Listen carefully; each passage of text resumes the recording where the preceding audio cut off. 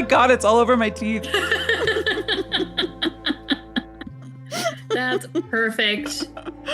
Love everything about that. You look phenomenal. I had wondered if we would both show up like this. No, I did not have that foresight. That's so smart. Yeah, what a fun start. God, your face looks so good. Yeah, it's going to be hella distracting, huh? Nope. It's going to keep me so focused. It's going to keep me so on task. I can't believe such a good idea. I don't even know why I didn't. I love to commit to a bit. I do too. I mean, I do love that you committed to the bit. I love your committal. That's what I love. Are we going to spend the first couple of minutes talking about Psycho Killer? Psycho Killer. Say. They don't play the song. They don't play the song even once. That's the only reason to have that. I know. I agree. I was surprised that they didn't play it. They do have a couple needle drops in Psycho Killer. Oh. But maybe only the credits that I recall. Anyway, hi. Welcome to Never Show the Monster. My name is Kelly Attaway. I'm Chelsea Hollander. And today we're going to be talking about The Bride. But it's got the exclamation point, so you have to yell. Yep. But first, I forgot that I was going to tell you about Psycho Killer. But it's fine to skip. You don't have to tell me a lot about it. Yeah, okay. I assumed it's fine to skip. Well, they did a great job on the trailer. So trailer looks great. Good job on that, guys. And I did see somebody before was like, I'm scrolling on TikTok, somebody popped up and they were like, it was a major disappointment. I was very upset. And I was like, fuck. Yeah, it was a whole lot of nothing. So, which is such a bummer because it's Georgina Campbell. Mm-hmm. Love her. She plays a cop, and she is married to a cop. Lots of cops. Lots of cops. Is it pro-cop or anti-cop? It's hard to say. She goes rogue. Okay. And the cop system is very against helping her. So her spoilers for Psycho Killer, which you don't need to watch. You don't need to watch, so it's fine. Her husband is killed by this interstate killer who, in his string of murders, is leaving like crazy satanic imagery at the site. So that sounds like a cool. It sounds cool. And the way it starts, I know we both said that the trailers reminded us of Long Legs. The way it starts is very Long Legs. Like the imagery, the like flashing of like weird imagery over the credits that is sort of indecipherable, but vaguely spooky. So I do think that they drew some inspiration, and then it's just kind of disappointing. So here's what happens. Her husband is killed in front of her, but her cop spidey senses had told her to like stop and help because she sees her husband has pulled over someone on the interstate. So she stops and is like, do you need help? And he's like, no, I think this is just going to be a drug bust, whatever. And I'll see you at home. So she starts to leave and then is like spidey senses and turns around, sees him get shot, tries to save him, no dice. And then she like takes leave from work and she's like gonna hunt down the killer. She's like, I'm not a detective. She's like I don't know cops. But she's not a detective. Okay. She's a beat cop. Yeah. And she's like, I'm going to find this killer. So she's putting all of the pieces together. And yes, she's solving it, of course. And no one will listen to her. Like the cops are like, you got to go home. You're too close to this. The FBI is like, shut up. You're a lady. And fortunately, though, there's another lady in the FBI who like takes. What is the time period on this? Present day. Oh, yeah. Do they not understand that women who have access to computers end up solving more murders than I can't doing explain. Anything else?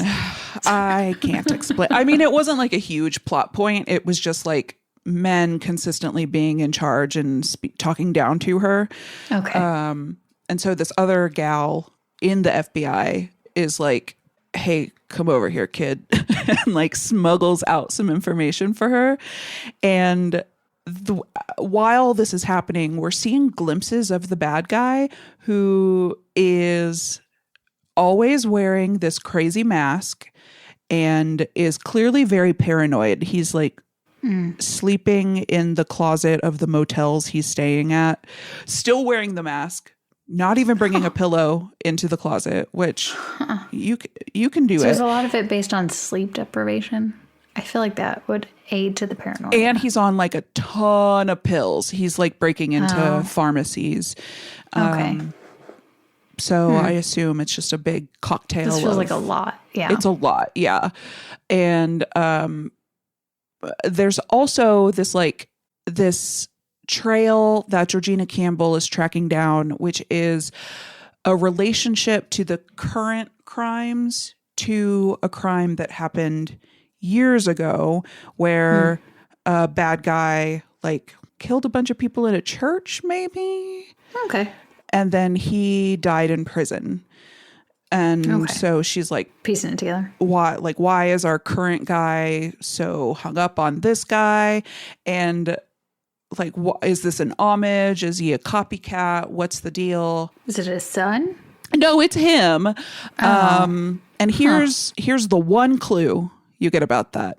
While she's driving in the night, she's listening to the radio and she's like scanning through stations, and they're all talking about the highway killer.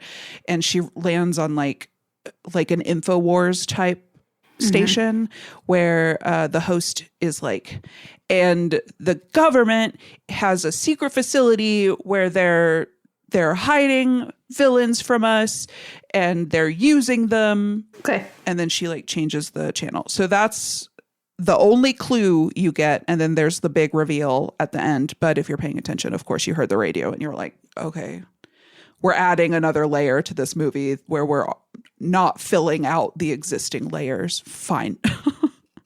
And so she like tracks it down to the church where the original terrorist act was. And she's like, that's where we're going to find him. Oh my God, I left out the best part. I left out the best part of the movie, which is there's a satanic cult. So our big bad guy. But they're separate, right? They are, what do you mean, separate from? Oh, is he in the satanic cult? No. Or is that okay. Yeah, they're separate from him, but he thinks that they can help him find someone.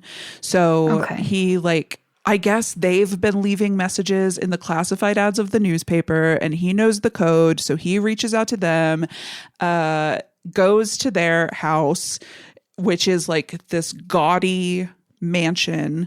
And of course, the cult is led by Malcolm McDowell. Oh, yay. Yeah. Love that. It was great to see him. What a surprise. What a great surprise. Yeah, he's the best part of the movie. He's very like Aleister Crowley, exuberant, but at the same time, like he's putting on this big production of being like supremely evil, and they do like a prayer to Satan before they eat their dinner, which is like Chinese takeout. And the like main guy in the cult who the bad guy communicates with is named like Walter or something. Like he's got like it's like a funny name. He doesn't even have like a stage name for being evil. And he's like their computer guy. I don't know. But our bad guy pretty quickly clocks that nobody in this satanic cult is like a true believer. They're all just doing it to like do drugs and have sex while talking about Satan. So he kills them all except for Walter, who he believes is a true believer. And he helps him. I know. And he does help him find. So all we know is that bad guy is like looking for somebody and he doesn't know his name. He just knows the town he lives in and the job he has. So he gets that info and then... Do you know why he's looking for him yet?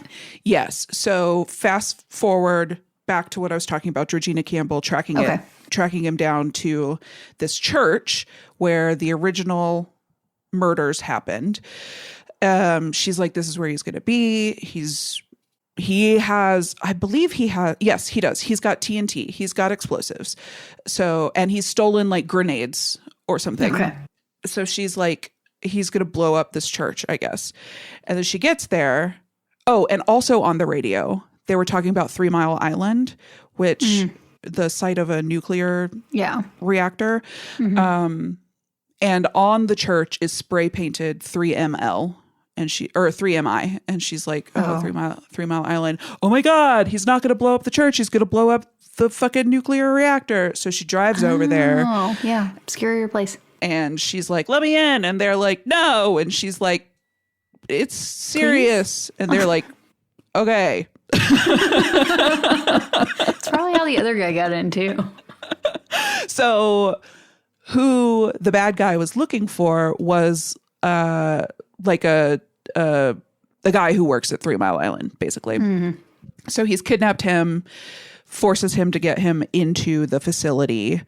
Coward. Don't let a terrorist convince you to break into the building. Come on, dog. Yeah, no. And he gets killed, obviously. Like, you were never going to survive that. And so our bad guy like locks himself in the control room, which there's no way in. Oh, but maybe there's a way in. It's this weird door up top that we haven't opened in years, but it's like, of course, it's locked. And it's bulletproof glass. But Georgina Campbell takes her gun and just shoots at the same spot over and over and over until it breaks and she can get her little gun in and shoot the bad guy. But it's like very like, we get it. She's been hitting her head against the wall this whole movie. Like, this is very on the nose. This is very like, look how stubborn she is. She could even shoot through bulletproof glass. Like, yeah, I got it 45 minutes ago, actually.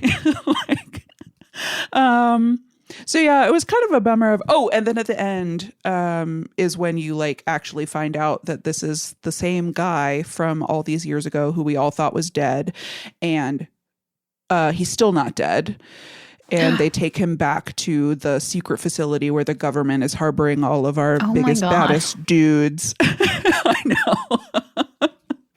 It feels like there were pieces of that. I think it could have been something. Pieces of it. Mm-hmm. Damn, what a terrible ending. And like, I expect better judgment from Campbell. So I wonder if this is a case of studio interference. Like, maybe the script she got is very different from the movie that got made. Yeah. And I don't know. Yeah, it was kind of a bummer. So that's why we're not talking about it in this episode. Yeah, and I also didn't get a chance to see it because the theater was like, absolutely not. We're not keeping this because nobody wanted to see it, I guess. Yeah, they made the right call. I don't know. My favorite part, though, was the needle drop I mentioned earlier, which is the credit. It wasn't even a song I recognized, but this guy was like a big metal fan. So when the credits start rolling, you expect Psycho Killer, but instead it's a metal song. Oh. And I impulsively was like, you just felt it. Yeah, I was like, this feels good to hear this music so loud. But yeah, it was disappointing. Yeah. I am bummed I didn't get a share in the disappointment with you, but thank you for telling me. Anytime. I don't think I'll watch it. No, I don't think you should. I think I'll watch Strangers Chapter 2 and 3 before I watch that. That would be my recommendation. Good. But the bride. Yeah, the bride. We haven't disclosed to one another how we feel about it. Well, I feel like I've probably disclosed. I kind of know how you feel. It's been pretty apparent. Yeah. Which is good. I enjoyed it. I had a fun time. It was a very fun watch. But you didn't love it? I went in with lowered expectations because I had seen I had started one review before I understood that's what it was happening. And then I was like, oh no, I'm not going to like it. And then I got in and I was like, oh no, I like it. Yeah, this movie slaps. I was like, it's somebody I respected their opinion and was very disappointed in that being the opinion. And I can understand her criticism about it. And I see the things that she criticized, but all in all, I guess she went into it with too high of expectations, I think. And I went into it with not very high expectations. So I was blown out of the water. And I hadn't seen Jessie Buckley in anything, I don't think. And she is phenomenal. She is so good. So good. Yeah. Like, I haven't seen Hamnet, but I see why. I want to see Hamnet now because of now this. I do. Yeah. It's like I see why she won Best Actress. Could have won it for this. She should have won it for this. So good. I guess that could be next year. Oh, yeah. Just came out. Damn, my brain not remembering. Yeah, she's incredible in it. So what did I think going into it? I had seen the trailer, of course, and my thoughts were, that looks terrible, but like I will love it.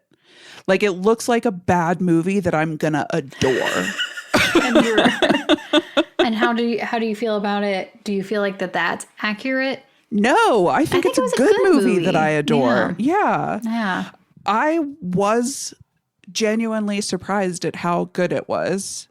So I don't know that I guess I had low expectations in terms of the level of art I was about to see. Yeah, agreed. But I went into it being like, I think that this is a movie for me. I definitely thought it was going to be a lot less than it was. Yeah, I thought it was going to be a lot of style and no substance. But there's so much substance. Yeah. Not the substance. It's not the substance. There are some. I guess there is a fair amount of substances that I have painted on my face at this moment. Yep. It's beautiful. I would love to hear what the criticisms were, because so far I know that people didn't like it, and that hurts my feelings, including some people that I thought would love it. Like, after I got out of the theater, I texted a friend of mine because I was like, this is a movie that you will love. Oh. You will love this movie. And she didn't. And it hurts my feelings. So. The criticism that I heard that I do agree with is that it did feel like there was a lot of little separate stories that kind of got lost. And like, it didn't have a main focus. It did feel like a lot of little pieces of something instead of one cohesive item. Oh. And I kind of get that because I feel like that there were some things that were disjointed, and it was trying to, it didn't directly say something the way it wanted to say it, is how she kind of described it. And I was like, I see where that is there. I see the different pieces of it and how it's kind of like, you do get a feeling of, and we'll get more into like the plot, but like that there is this like female revolution going on because of her going out there. But it feels like by the end of it, it doesn't feel big. It feels kind of like little and not like really capturing anything. Wait, expand on that. Not capturing anything like what? All of society. It's not like world changing. It just feels like it's very is Chicago. Yeah. Like it's very specific into and in like the movie goes throughout the United States. I was going to say world, but it's US. It goes throughout the US, multiple places. But it feels very contained. That's fair. I guess I don't. But I feel like it's a light criticism. All in all, I thought the movie was great. And I like, after like about 30 minutes in it, there was one point where I said, oh my God, thank God this didn't come out in high school, because it would have become my personality. This would have full on been my personality. 100%. 1000%. And I would have quoted it constantly, and I would have annoyed the shit out of anybody I've ever met. Like, I would prefer not to. God, that I would have gotten it tattooed on my body. I would be describing everything as a brain attack. Oh yeah. I still think that this would be an incredible Halloween costume. Oh, yeah, without a doubt. Yeah. Yeah. Mm-hmm. You're already halfway there. I couldn't stop myself.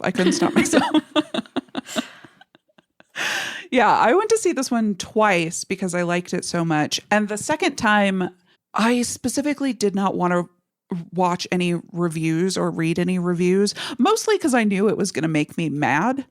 Yeah. So I was like, I'm not going to do that, but I am going to watch it the second time, like being a little more critical. And I just loved it more. I just loved it even more. So it's definitely one that I'm going to watch again, without a doubt. And it's just like, it is such a fun watch. It's like, it's a spectacle. Like, it's so, I mean, speaking of movies that were my entire personality, it sort of reminded me of like Moulin Rouge.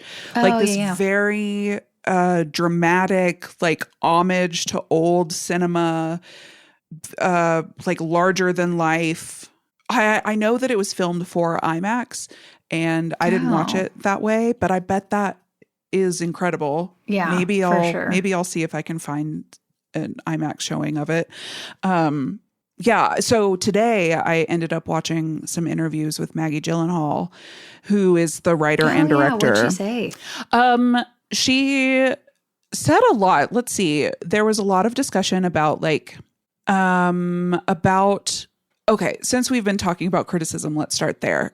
In the like screen tests that they did, a lot of the feedback she got was that it was too violent. What? So did they take down the violence? Because they ended up taking down some of the violence. I don't think necessarily in response to the screening, but I guess the script had more in it.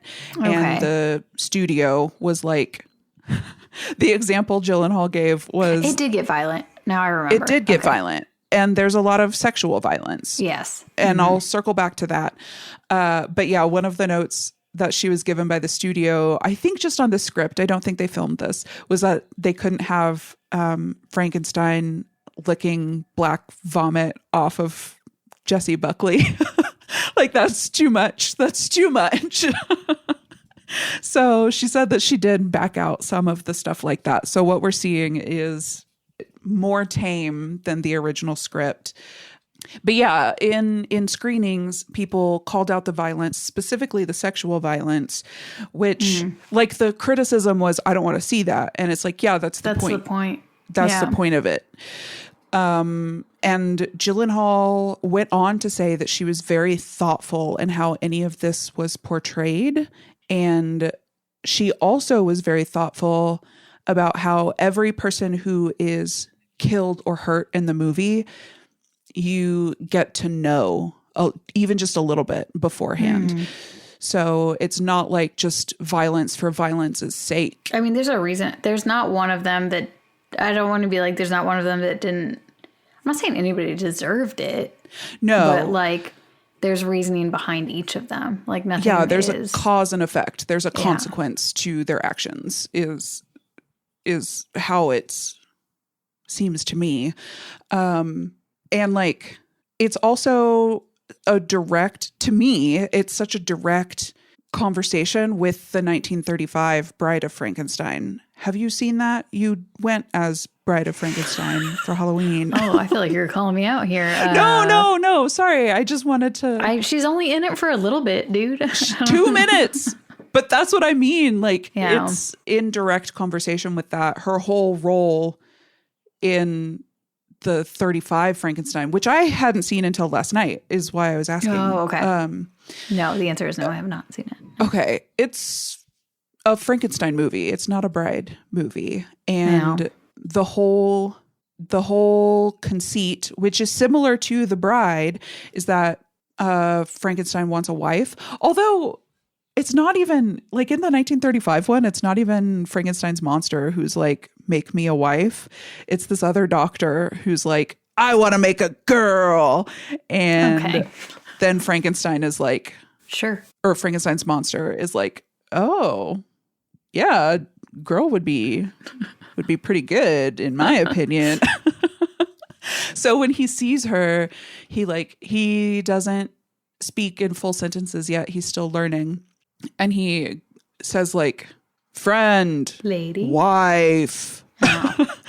Yeah. It's like friend, woman, wife, which is so like the role that women play in movies and in life. Like, yeah, exactly. Like women are so often a prop, so often are an object to be had.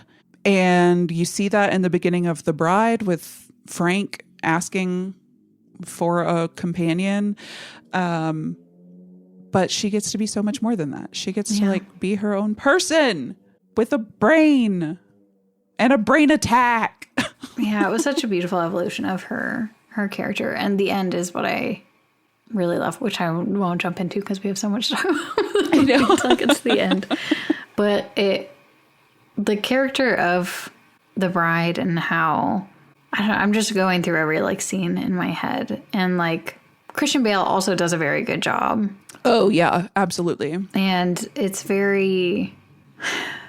I feel like I'm processing stuff right now as we're talking. Yeah, you do like, it. I'm just like, man. And then just up until, I don't know. I just want to like jump ahead to the end because that's the thing that stuck out to me the most. Sure, let's jump ahead. Like how she basically says no when she takes her own ownership and she's like, I'm the bride, but I'm not, I'm no one's bride. I am me. I am the bride. Which is beautiful. And then he ends up getting killed and then she goes to take him. And it's like, that's even like a commentary on partnership. Like, even if someone is like, even if you choose yourself, you can still have you still have companionship that you care about. And that's like still important. And like, they don't have to exist for you to exist, but it doesn't make it not important at the same time. But she like goes through the whole thing where she drags him all the way to back to the doctor. Who is Annette Bening. Yeah. Right when she came on, I was like, oh. I know. Yay. And I was trying to, I was like, was she not in the trailer or was I just so focused on the spectacle of it that I missed it? I don't think I think it was very focused on the bride. Did they even show Christian Bale in the trailer? I think so. I don't even remember. Maybe not the early ones, but I think in at least one of the later ones they did. I guess, and the other part where it's like there's extra story that like the side story with Penelope Cruz, and I know Penelope Cruz and Maggie Gyllenhaal's husband, which is a nice thing that I can say that that's him and not someone's wife. Yeah. Peter Sarsgaard. Okay, that's what I thought it was. That was a good pull on my part. You know how bad I am at names. Their story, that is a part of the movie that I would have been okay not being there so much. Oh, I like it. I like that it like, it's like the alto part to the melody. It's the harmony to the melody of the main story. Like it sort of echoes it in that, like in all the newspapers about, they call him Frankenstein. I understand that he's Frankenstein's monster, and I want to talk about that. But they call him Frankenstein. They call him Frank through the movie. In all of the like newspaper clippings, it's like Frankenstein and his bride. Like it's very, all of the news is focused on him, and the only people acknowledging that it's actually the bride. It's actually Jessie Buckley, who's like literally driving the car, but also driving everything that's happening. Yeah, is other women. It's just other women who see what's happening here, including Penelope Cruz, which is like that pattern is mirrored in her relationship to Peter Sarsgaard. Like she's his secretary, but she's actually doing better detective work most of the work than he is. And he knows that. Is he advocating for her in the workplace? No. But he's, taking her into the field. And then you get that reminded every time they talk about it, is that she's just like, you could put in a good word for me. And he's like, oh, it doesn't matter and stuff like that. Oh, yeah. Okay. Good point. You're making a great point. Very valid point. I also loved that Penelope Cruz's coat is red, like Ida's red dress. I was like, oh yeah. I see what we're doing. And I did think it was beautiful throughout the movie, to your point, that it just, every time something happens, like you get a close-up of a woman usually in the crowd or a part of it that just like has a moment being like, oh, I'm allowed to not be okay with what's happening. Yeah. And that I think is very powerful. I agree. It's like the traditional line is shut up and take it. Yeah. Right? Like, even from the beginning where she's in the movie theater and then like the guy starts coming on to the girl and she's like, no. And she keeps saying no. And then that's, I think, one of like her first act of interacting with someone other than Frank. Damn. You might be right. Apart from the doctor, of course. Yeah, the doctor. Yeah. The first time outside the house and just immediately being kind of protective. Yeah. Standing up for another woman. Yeah. And just being like, we don't have to keep going through this. And then continuing to. And I did love the, like, I mean, this was a fun monstery flick. I wouldn't say any of it would be, I would consider horror. No, me no either. Scary parts. No. But a fun movie for sure. And it's a monster movie. Yeah. I was like, no parts of Abominable were scary. They were just funny. So what does a horror movie make? But it's our podcast. We get to make the rules. Yeah. Having all that, I haven't seen a movie like this in a long time, and I haven't seen a movie this different in a long time. And agreed. So it was really refreshing. So unique. Like, we haven't even talked about the Mary Shelley conceit in the movie. That's what I was going to say, is that she kept talking to the dead as well. And it's not horror, but she kept being like able to talk to the dead and being like, this is what's happening. This is a woman you did this to. This is a woman you did this to.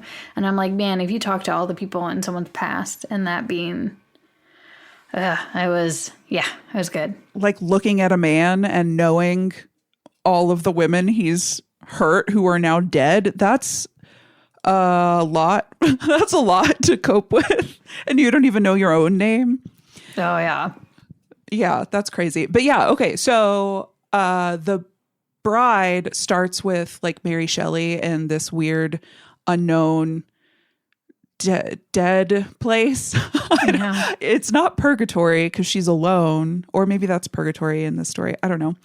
She's in the afterlife, sequestered somewhere. Yeah. And I liked that mirrored the 1935 Bride of Frankenstein, which starts with Mary Shelley hanging out with Lord Byron and the third one, who was at the party where they bet on who could write the best story. So I liked that direct mirror there. Now, that's, of course, in hindsight, since I hadn't seen the 1935 one until last night. But I see what they were doing. I appreciate it, especially putting her in black and white. That's a nice homage.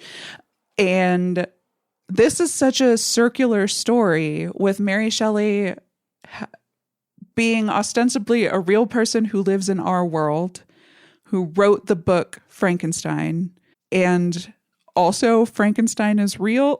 Yeah. And now she's possessing Ida, who is Penny, who is the bride, who is Mary Shelley, who is real, ? Who is all of these things? I guess I could accept that as a criticism. Like, does any of that make sense? I mean, no. The movie doesn't make sense. Yeah, in terms I don't of care. Like trying to make things make sense. Yeah, but I think it's better that way. I agree. That's another one of the things of being like, oh, I haven't seen this done. Yes, I haven't seen this done. This is very creative. This is very interesting. Like, she's writing the story and possessing someone in the story at the same time. And it's played so well. It's played so well. Jessie Buckley is astonishing in this. Like, the only thing I've seen her in is War and Peace, which I watched because of Natasha Pierre and the Great Comet of 1812. Yep. And she was great in that, but obviously didn't get a chance to have the same range because this is a crazy range to be playing. And so in the matter of seconds and like switching by second. It's crazy. It's crazy. She's so good. And not just the way that she speaks, like she changes obviously cadence and accent, but her whole physicality changes too. Yep. That's so hard to do. I can't imagine. Yeah, she's incredible. I did want to talk more about how they call him Frankenstein throughout the movie. Mm-hmm. I just think that it's like, I think that it is funny because like it's such a big deal culturally to be like, I think you mean Frankenstein's monster. Yeah. And names are so important in this movie. So he's like taken his quote unquote father's name. And, you know, in the book and in many other adaptations, he's got a very contentious relationship with Victor Frankenstein. Is that his name? Victor? That feels right. It does feel right.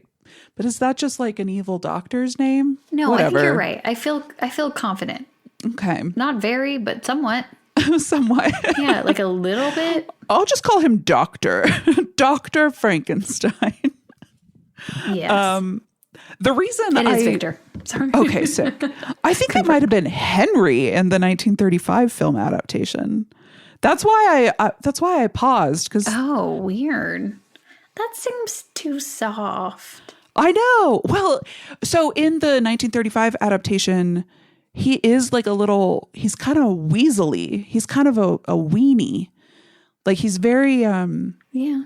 He's got a lot of hubris and he's got a lot of narcissism, but then at the same time, he'll be like shoulders slumped, wringing his hands, being like, I don't think we should do this. You can't make me. But you can make him. And in fact, they do. Okay. Yeah. So I liked that. I liked that they called him Frank throughout, like forcing this someone else's name on him, which is what they try to do to Penny, to the Bride of Frankenstein. Like they bestow a name on her, but it's not her name, capital H, capital N. And so is that just like also commentary of like handing down the patriarchy and how maybe that's not because he doesn't even want to be known as the monster or like in the lineage of Frankenstein so much, but that's where he is and that's what he's adopted. But he's just like accepted it. Yeah. He's just like, he's not putting up a fight to be an individual, like to decide that they're the bride, like yeah. to go through that transformation of digging into yourself to find out what your name is.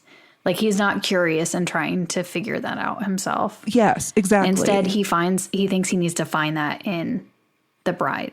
In someone else. Yeah. He's like, if only I had this other person, then I'd be complete. Yeah. And she rejects that idea. Like she's complete on her own.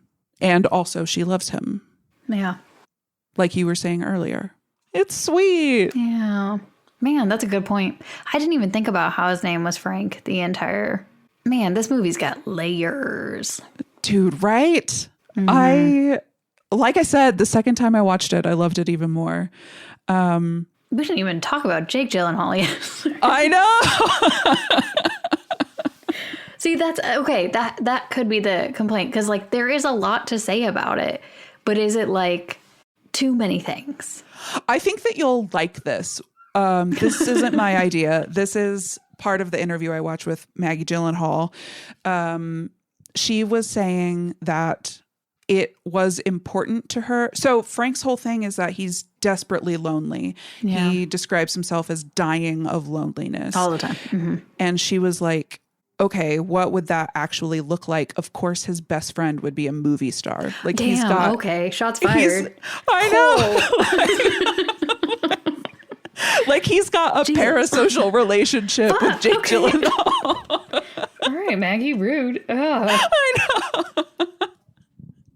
Yeah, so... And this is why it would have become my personality in high school as well. So. I know. God, I was dying of loneliness in high school. And I would still be if not for antidepressants. Shout out to SNRIs. So yeah, she wanted this like... she was also preoccupied with the idea of fantasy, which I think comes through in the movie. Like the whole thing is fantastical. Yeah, his obsession with following in the footsteps of every movie that... Yes. Yeah. And like, and part of why he can be so obsessed with the movies is because that's like the only place where he can like take his mask off and like be in public without people freaking out at his face, which, first of all, his face is not that scary. Like when the maid first sees him and she like drops the platter of stuff and screams, I was like, we're overreacting. I was like, he's still more attractive than like 50% of the menfolk in this movie. Like he's fine. He's okay. Like he has some staples in his face, but aside from that, really not that bad. He just had a bad facelift is my assumption at that point. Like he's fine. So I liked when Ida, I guess at this point, it's before she's Penny, when Ida asks the doctor after they've made Frank leave the room because he's being weird right after she's been reinvigorated. Like Ida says something like, or maybe the doctor says like, you should stay here tonight. And he immediately is like, I would share my bed. And they're like, get out, Frank. Like you're being weird. Get out. And so Ida asks the doctor like, what's wrong with him? And the doctor says, oh, with his face. And Ida's like, no, with everything else. It's his personality. So I liked that she immediately, which is in direct contradiction to the 1935 film, which I like. Like this is a good separation because in the 35 film, when the bride sees Frankenstein, she screams. Oh, I know. It's really sad. And then they get married? I don't know. I guess maybe they do off screen, though. No, they die. Actually, sorry, spoilers for 1935 Bride of Frankenstein. Frankenstein is like, I don't really know why he decides to kill everybody, but he does. Huh. I guess because she was screaming. I guess because she was so scared. He was like, well, fuck. This was supposed to be my taking everyone out. Yep. So I liked that's such a different reaction. They're two separate characters. I like that delineation there. But yeah, so Jake Gyllenhaal. Yeah. Movie star. That's who he's obsessed with. With one leg shorter than the other. One leg shorter than the other. Which feels like trivia that you or I would know about someone. And we'd be so excited to tell someone. Yep. Oh, he had polio as a kid. Did you know? And I liked that. Like, of course, Frank is obsessed with a movie star who has a physical deformity. Yeah. Like, oh, he found someone like him. He found his representation. And I guess Maggie Gyllenhaal offered that role to somebody else first. Who? She didn't say in the interview. Actually, maybe I'm getting this conflated. I'm thinking of a role that her husband had in a movie that came out a few years ago, also starring Jessie Buckley. Oh. She offered it to somebody else first because it's a pretty hot and heavy love story. And so she was like, it'd be weird to direct my husband. Yeah, that's fair. In these intimate scenes with Hottie McHotterson, Jessie Buckley. That's fair. But she did like go back and forth on whether or not she was going to ask Jake to be in the movie. And I guess she put it off pretty late because he had to like learn the songs and dances on a pretty quick timeline. That's funny. But she's like, if nothing works out, then I can just ask him. It's fine. Yeah. Everybody else fell through, so I'll call Jake. I'll just call my brother, who happens to be a famous actor, so that worked out. Yeah, it's easy. That's an easy ask. He sucks in it, huh? Never meet your heroes. As an actor or as a character. Yeah. No, I'm sorry. Jake did a great job. Ronnie Reed or whatever the name of his character is. Yeah. Reeves, maybe? I don't know. He was a jerk. Yeah. I was like, I don't know how I'd react if somebody came up to me though and started saying that. But he was more sassy. I would be more scared. I would immediately be like, more scared. I must back away slowly now. Which I guess, is our reaction as women. I guess men can be less scared. Yeah, that's fair. That's fair. And then make a joke and then turn around. I would never turn my back. No, that's just so scary. I would never turn my back on somebody who is being weird, professing their somebody who's being weird. You gotta keep eyes on them. Yeah, you gotta back away slowly. What a bummer. And it was nice that there was like a hint of a story there that you don't really get whenever he meets him. He was like, "Do you remember in whatever year 1917 or something?" That's what I was gonna say. Was it 1917? Yeah, it might have been. It was like March 1917 whenever this happened. And yeah, you looked at me. Don't you remember that? No. But then that feels kind of weird. I feel like I would remember. Yeah. He must have had his like cravat on. He looked like that. Yeah, he must have had his whole getup on. Oh, Frank. He is lovable, but he is complex because at the end you're like, dude, come on. She doesn't belong to you.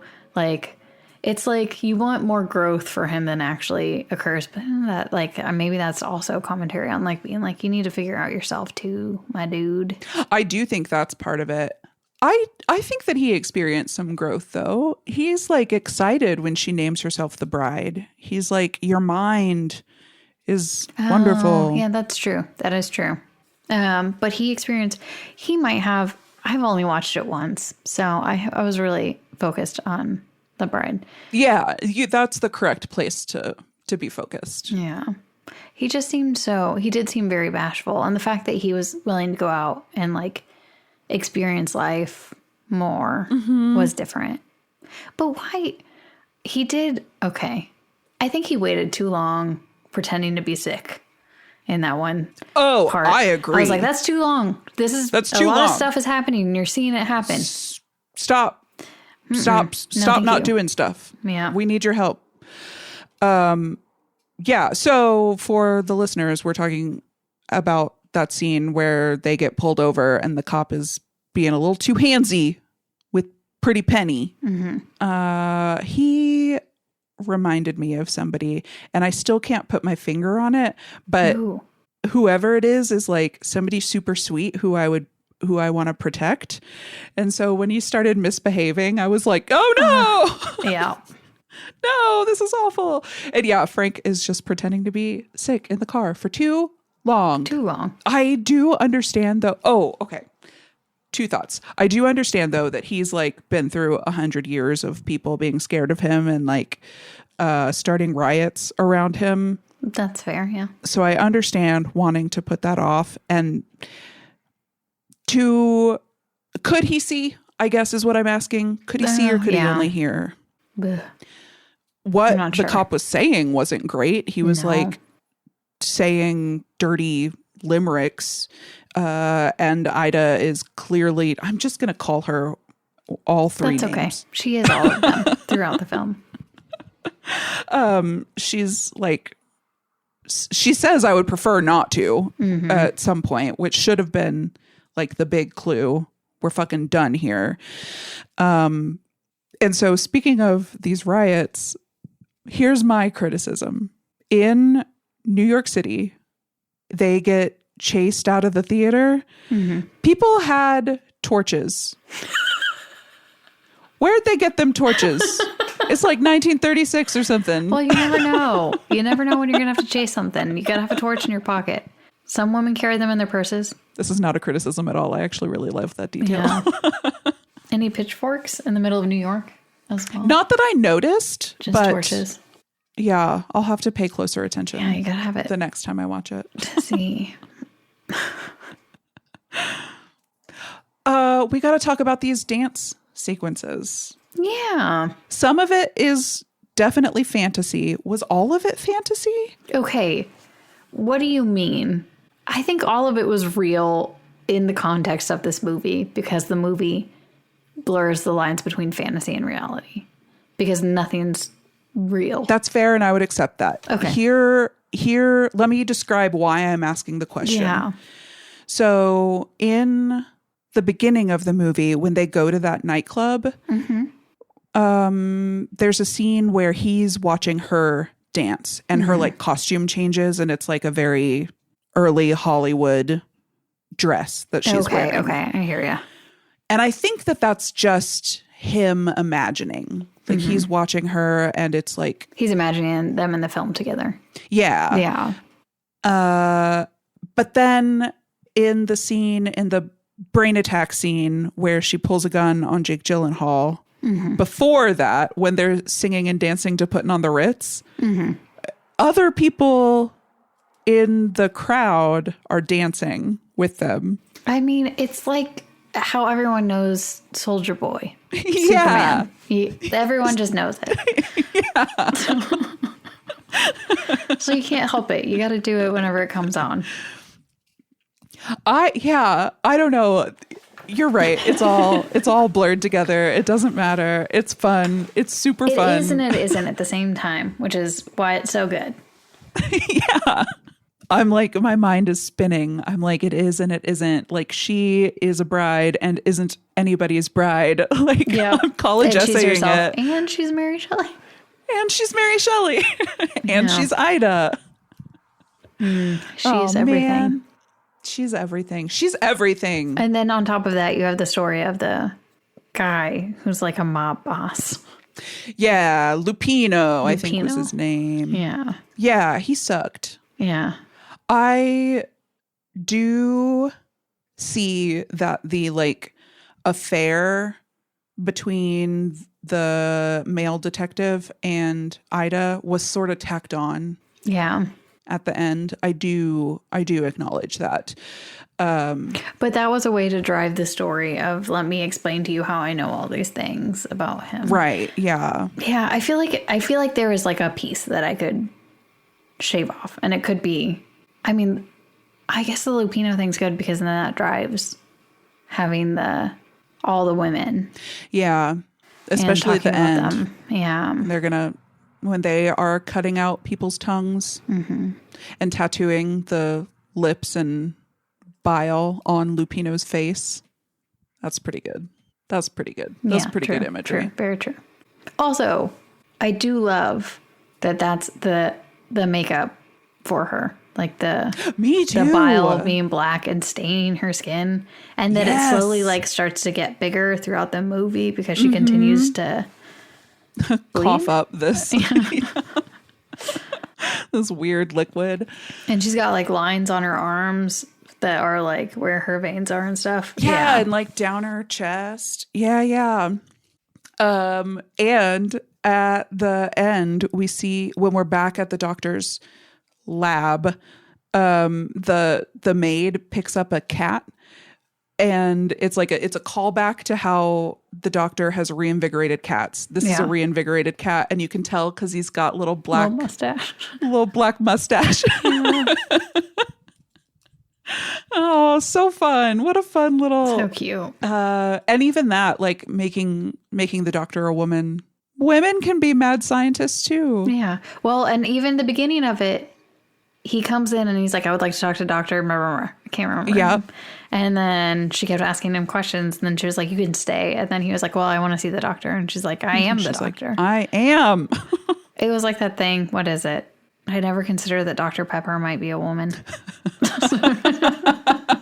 Maybe I'm the sexist one. Oh, yeah. Yeah. She gets him back, though, when she casually calls him the monster and his feelings are hurt. Yeah. The end of the movie, when the credits roll and it's the Monster Mash. Oh. Yeah. I think I may have left pretty... No, I waited. It was the Monster Mash. You do that, man? Did they have to pay rights for that, or is that in the public domain? It must be in the public domain. It's been there for a while. Yeah. Okay. I'm going to Google it. Because then we can just change our... Yeah. New theme song. Exactly. Is it royalty Is Monster free? Mash public domain? No. Damn. When will it be? The song was released in 1962. Well within the window. Okay. Oh. Still generates $1 million in royalties annually. Damn. Damn, that's a lot. Okay. When is Monster Mash public domain? Yeah, I don't remember the copyright rules. Is it? will likely the not next enter 62? until between the 2050s and 2070s. Based on U.S. copyright laws. Works published in 1962 as a 1962 song lasts for 95 years from publication, placing it into 2057. Well, if we're still going in 2057, Monster Mash will be our... Yeah, it'll be good. There will be no new songs. I can't imagine a better song than the Monster Mash. No, there isn't. Mm-hmm. They're going to get royalties from us. We should not. I should not say. Yeah. We can't clear the rights. Damn. We can't clear the rights. Yeah, I really loved this movie. I need to go watch interviews about it. I am just glad because I did go in being like, oh shit, I'm not going to like it because I had seen that review.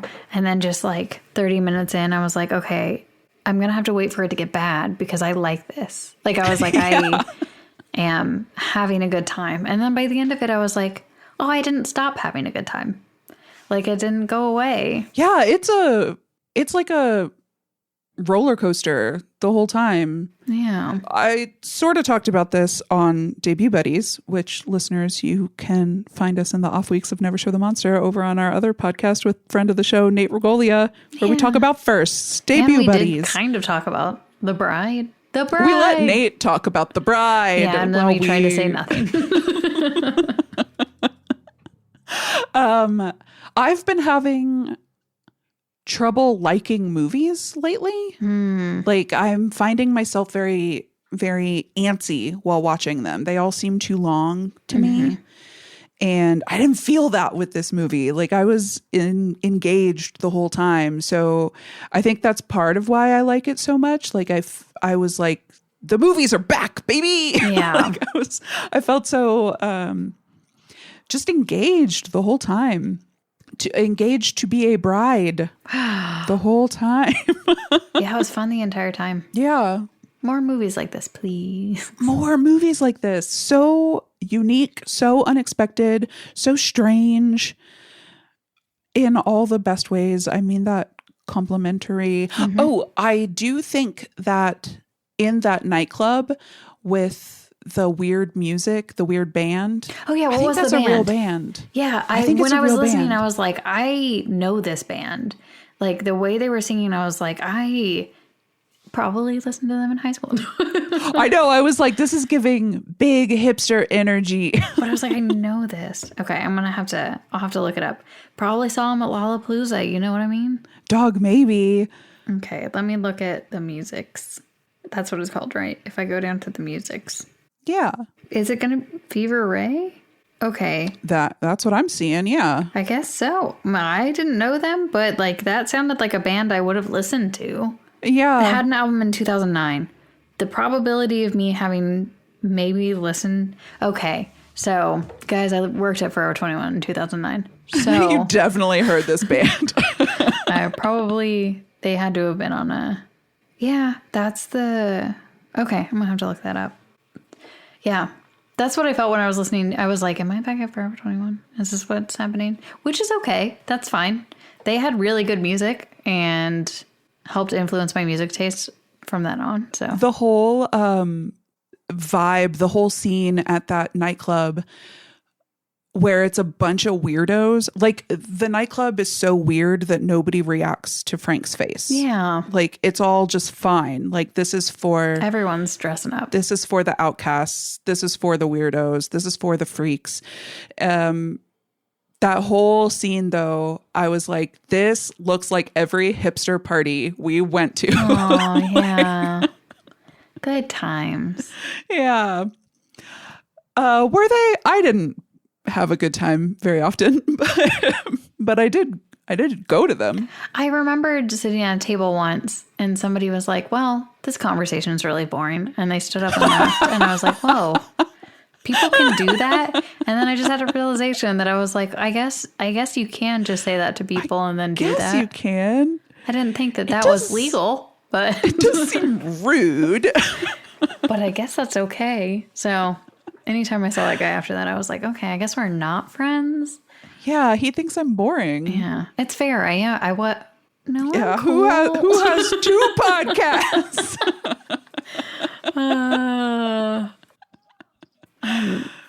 I've got 2 cats. I can talk about them for that. Oh shit! I'm reinforcing it.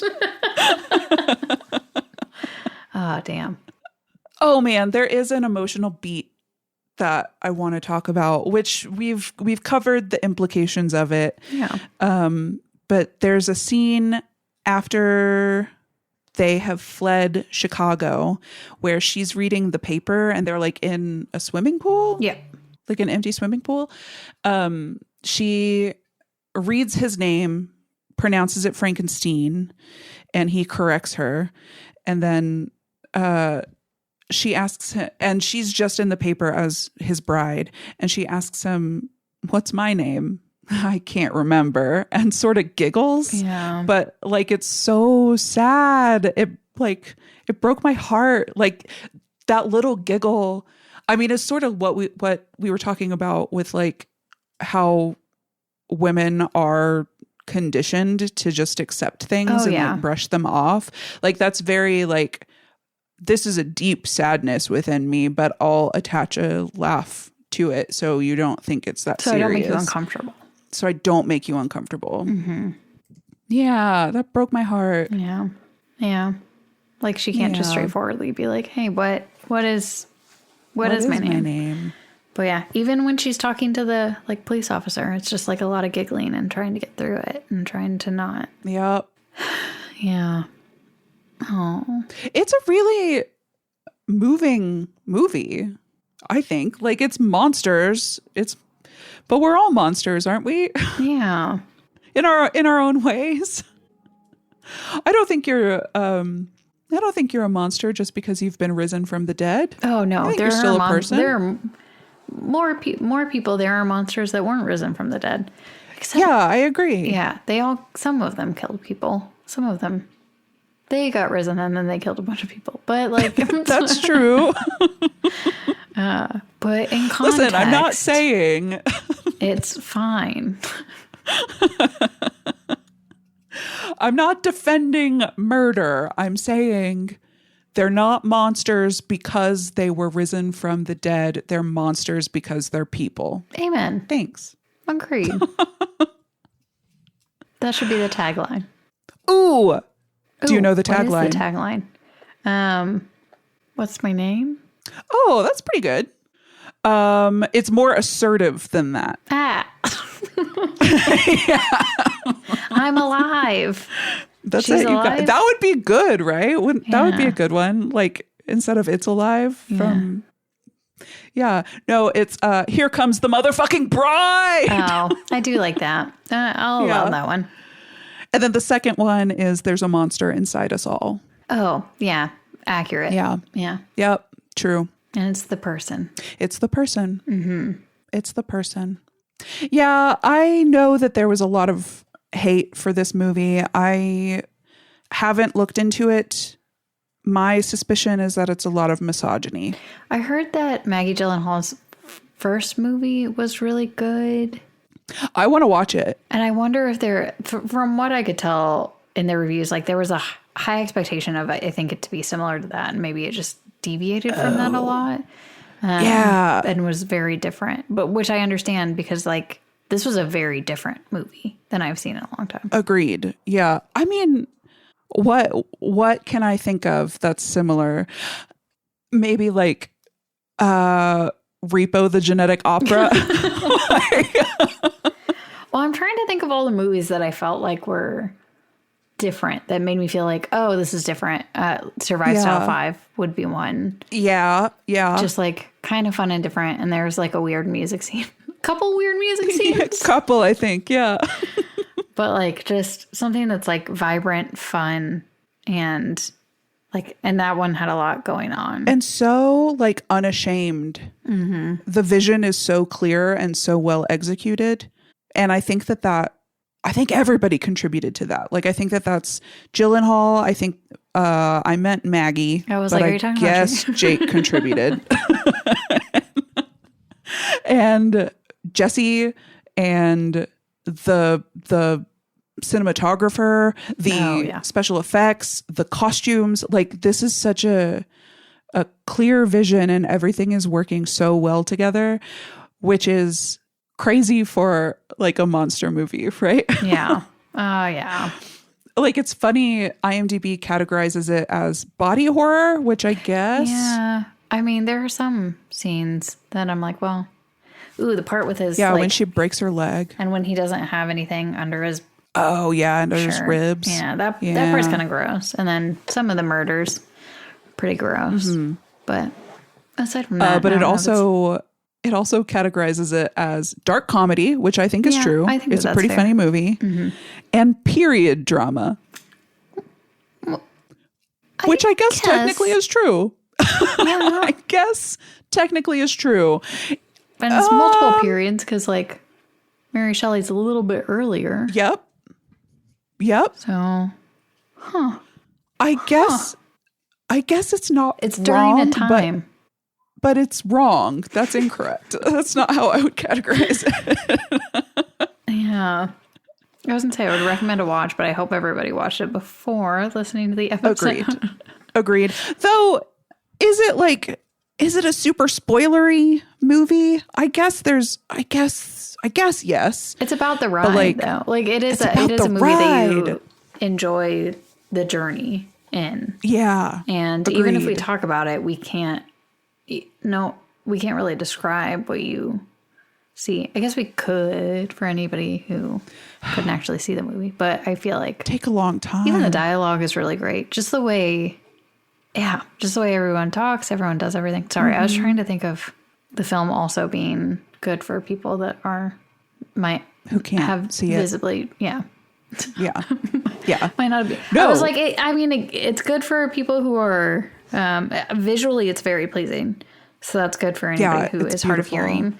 Anybody who's hard of seeing, I feel like it also pays off because the sound is very. I like the way the characters interact and the different, like the softness of Christian Bale as Frankenstein. Like the character he plays is so good, and just again Jessie Buckley, just being able to. But then I feel like if I couldn't see it, I would think it was two different people. I think you might be right. So I'd need an explanation. Yeah, I'd need somebody to explain to me that they are. Because even watching it sometimes, I was like, these are not the same. What?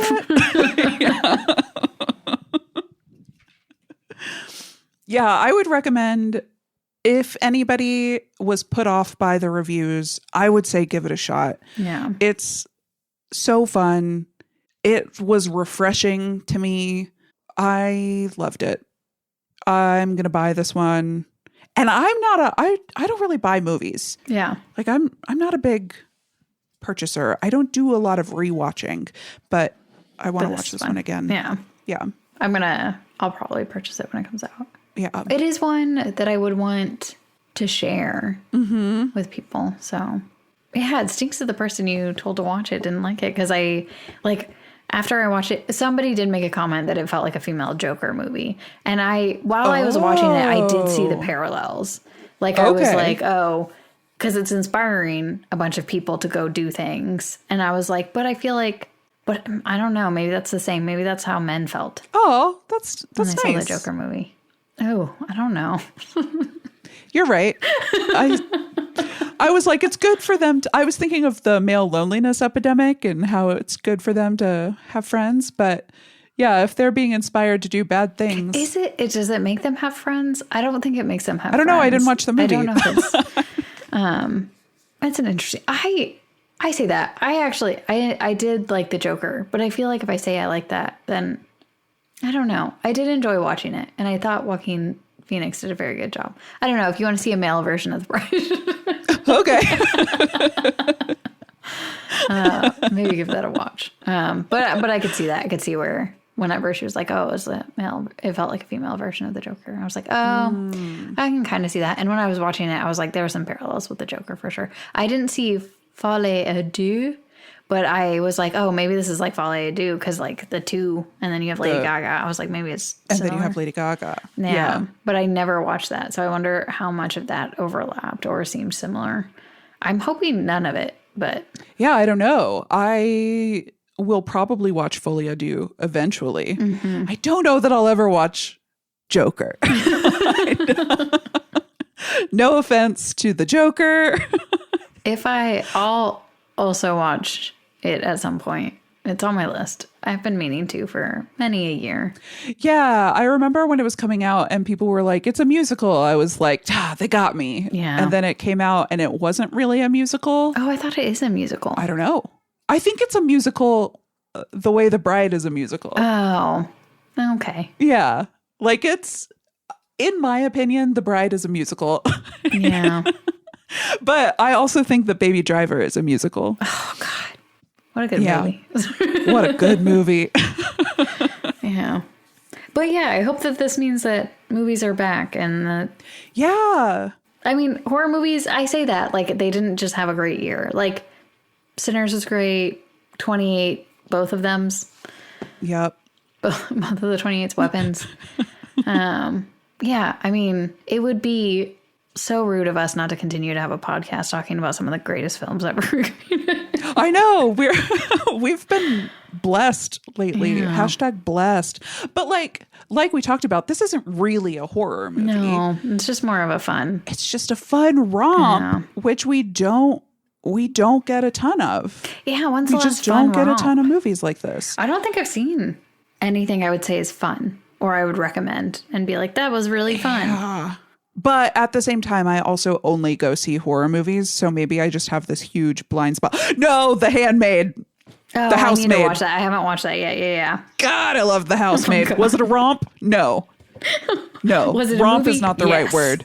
It was a movie and I had a great time. That's so funny. I really liked it. And I didn't think that I would. Oh, yeah. I'm not watching happy movies right now. Yeah. So... watch Past Lives and Eternity. I don't know either of these. Past Lives was the trailer on like a subway. The poster, is it on a subway? Is the poster for the movie on a subway? Or does it happen on a subway? There's a Does scene. It take place? Yeah, there is at least one scene. Okay, I think I know what Past Lives is then. But I think I watched it because of the director, and then Eternity was on, I think, HBO or something. So I was like, oh, I'll watch those. Neither of those. I didn't tell you about them before, so that's just to let you know how. They were good. I mean, they were good. I didn't hate them, but not fun. But not fun. Not fun. I know that I felt like Eternity should have been a little fun, but it was not fun. What's it about? Olsen. Peggy. The young one. Oh. The young Olsen. Elizabeth Olsen. Dies. And her R.I.P. In heaven, or no, in an in-between place before you pick your forever, your eternity. Where Mary Shelley is. Yeah. Yes, I remember the trailer for this. Mm-hmm. And she has to choose between her first love and her longtime husband. Yeah. Yeah. That had some fun parts to it, but it wasn't a fun. Oh, good. It wasn't like The Bride. It wasn't. Yeah. It wasn't a fun. It's hard to be the bride. Yeah. It's hard to be the bride. In every sense. I can't think of many things that are the bride. Yeah. But maybe there just hasn't been. Yeah, movies. Movies just haven't been. Yeah. Movies just haven't been moving. They haven't bounced back since the pandemic, and that's kind of. Yeah. Just been really hard. Well, and then especially there was the strike. Like after, quote unquote, after. Ready or Not 2. I don't know why we haven't. I know. That might be the last time I had a fun excited. romp. And then the other movie that's supposed to be exactly like Ready or Not, They Will Kill You. Yeah, They Will Kill You. Am I going to watch it? Probably. Probably. It looks like a new blaxploitation movie. Yeah. Which seems fun. With Draco Malfoy. And Patricia Arquette. Oh. Yeah. I do like her. I do. What is Mother Mary? So yeah, I'll probably watch that. Oh. Oh, this is the one of the pop star who reunites with her best friend. It's a horror movie. Was this the Shyamalan one? Oh, I hope not. Is it? It's got Anne Hathaway in it. No, I'm thinking of Trap, wherein there is a pop star. It's from David Lowery, who did The Green Knight and A Ghost Story. Okay, I haven't watched any of these. Okay. I'm looking for this. Looking forward. God, I am losing it. I am struggling. Struggle town. But yeah, I'm trying to look at all the movies coming up to see maybe what we're going to talk about coming up. Oh, Hokum. Oh, God, yeah. Oh, God, I can't wait for Hokum. None of these are making me, like, excited about Mortal Kombat 2. I am excited about that. That one's not for me, but I love that it exists. Obsession looked pretty good. Have you seen that trailer? Oh, yes. Yeah, that does look good. Yeah, I'm excited about that. Right? That's also about a singer, isn't it? Obsession? What am I thinking of? This one is about I guess I'm thinking of Mother Mary. I'm literally thinking about Mother Mary. Yeah. Yeah. Mm-hmm. Good. Yes. Now I know which one you're talking about, though. Obsession. Yeah. Yes. I think that one looks good. That does look weird.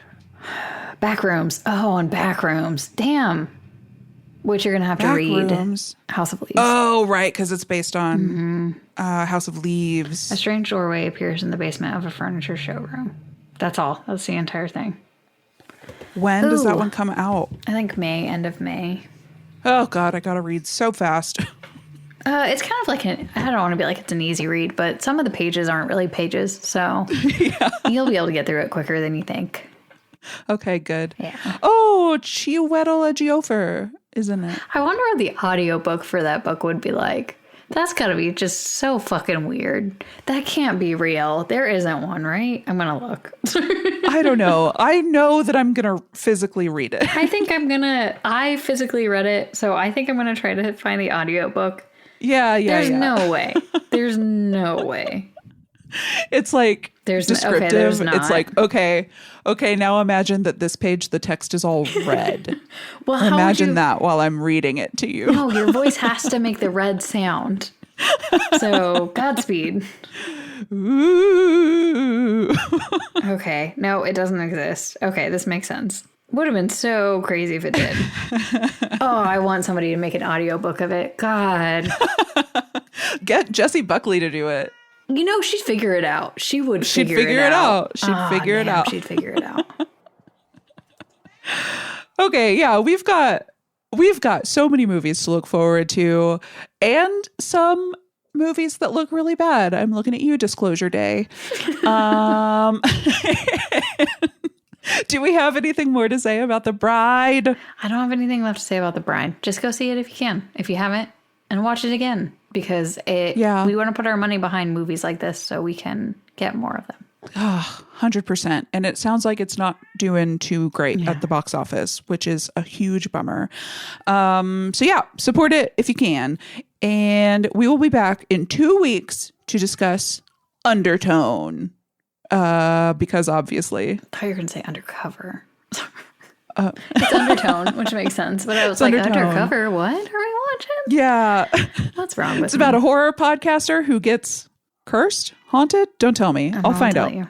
No. Chelsea's already seen it, is why I'm. And it's so like it has something for you and something for me. Oh, yay. But it's all about the audio. You're an audio girly. Like that is your whole thing. Yeah, dude. I'm already excited to watch that one when it comes out on digital so I can wear headphones. Yeah. I mean, it definitely feels like one that would be really great with headphones, but I enjoyed it in the theater as well. I mean, I did not enjoy it. I mean, I neutral felt about it. Thanks. But yeah, all about the sound. And then, yeah, taking care of a dying mom. So, wah, wah.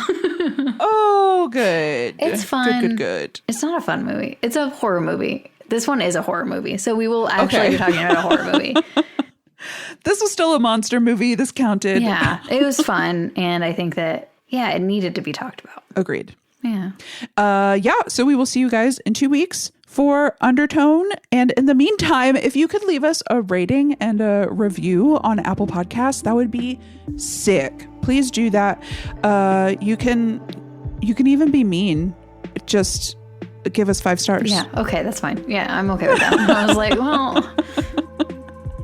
You can be critical. You can say that I'm boring and you want to get up and leave the table. That's fine. I've dealt with that before. I know that feeling. That would be a pretty good bit if that's the review you want to leave. 5 stars. Bored, getting up and leaving the table.